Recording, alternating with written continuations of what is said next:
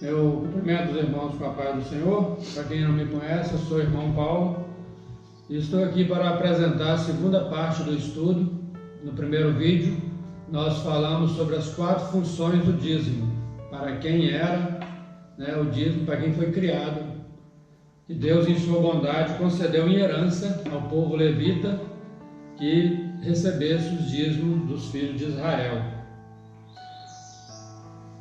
Para quem seria esses dízimos que nós fomos, no primeiro vídeo a gente falou sobre isso, e as funções deles, que era por levitas, os órfãos, as viúvas e os estrangeiros, para que eles tivessem a alimentação. Hoje nós vamos falar sobre a mudança da lei, porque os estatutos e ordenanças que foram dados a Moisés, depois ele teve de ser mudado.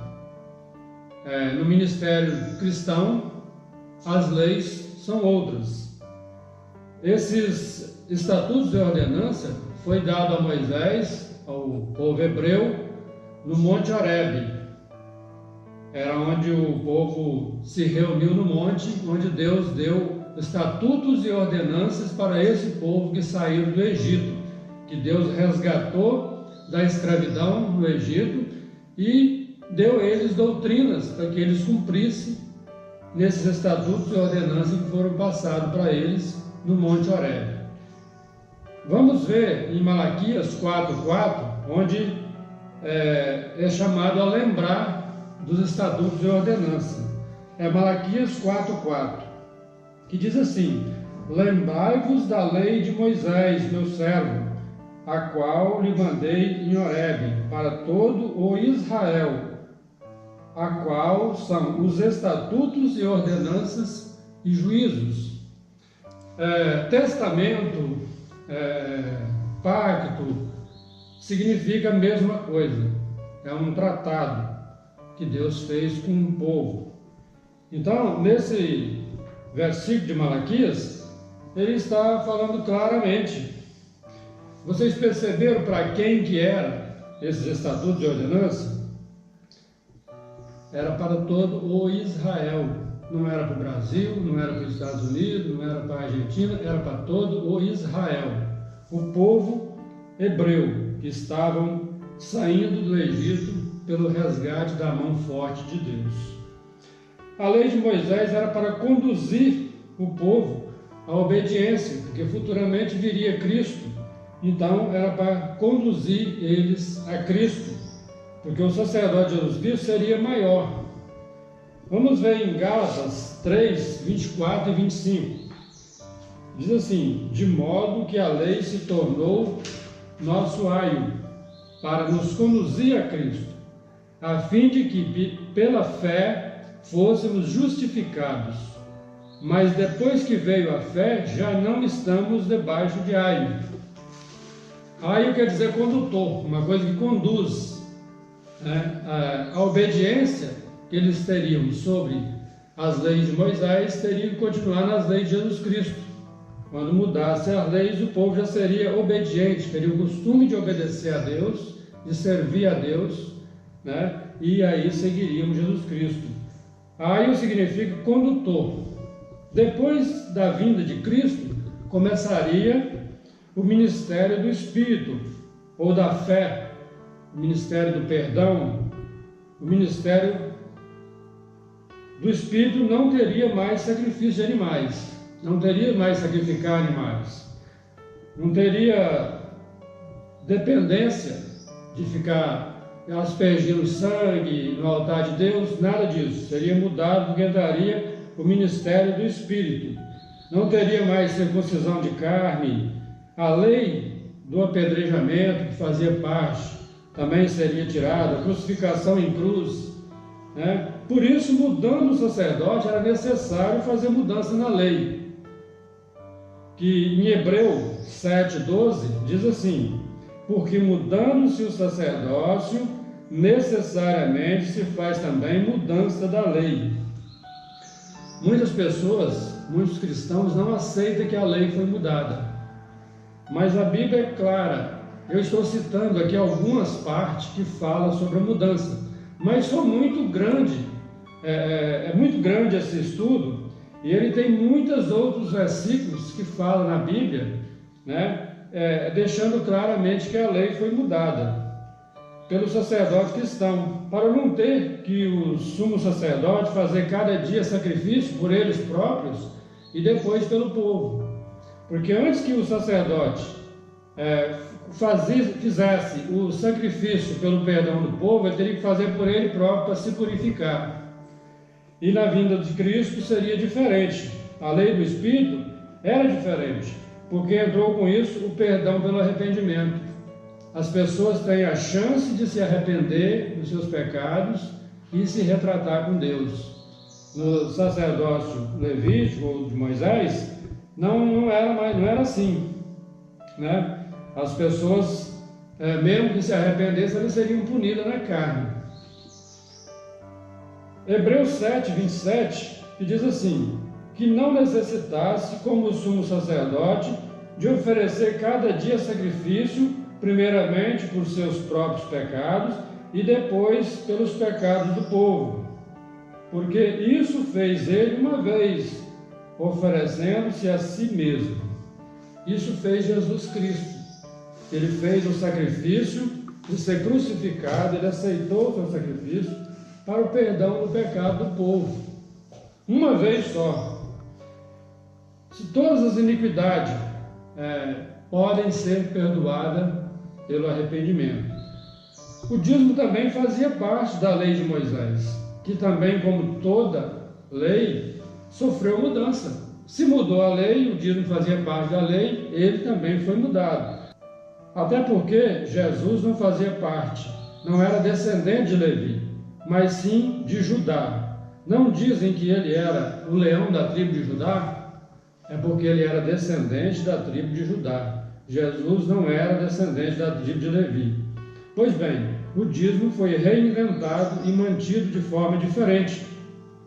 Agora o sacerdote não oferecia mais, não dava mais, ou não dão mais, a parte de Deus, que é o dízimo do dízimo. Não dão ao Levi, não dão ao órfão, não dão à viúva, e não dão ao estrangeiro, e também não dão a parte de Deus. O dízimo fica para a igreja. Então o povo mudaram as leis do dízimo. Que o dízimo do povo, o povo dizimava e o sacerdote pegava 10% de todo o montante do dízimo e oferecia para Deus. Assim, os levitas cumpriam, né, o direito que eles tinham de receber o dízimo, mas também o dever de devolver os 10% para Deus, que era queimado no altar de Deus.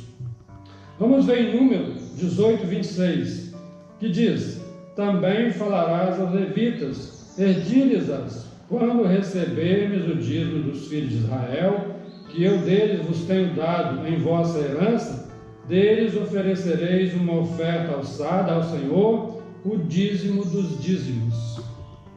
Está vendo, irmãos?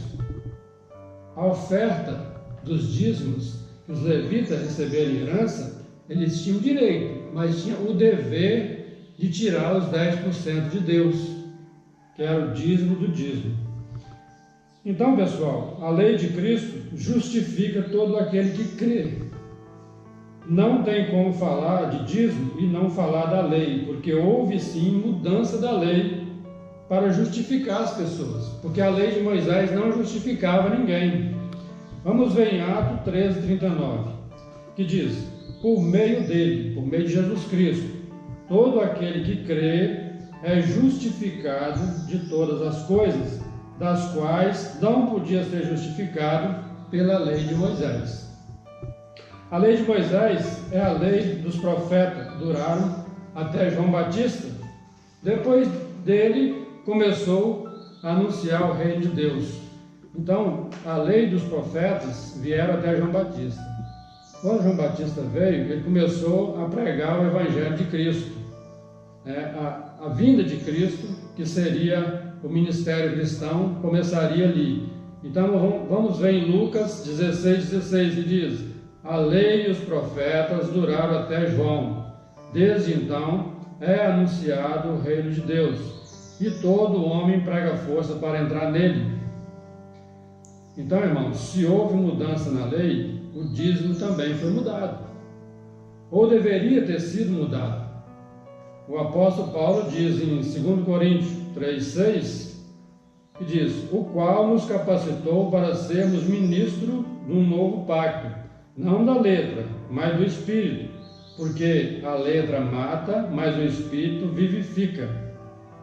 Vamos ler também 2 Coríntios 3, 7 e 8, que diz: e se o ministério da morte, gravado com letras em pedras, veio em glória, de maneira que os filhos de Israel não podiam fitar os olhos na face de Moisés, por causa da glória do seu rosto, o qual era transitório.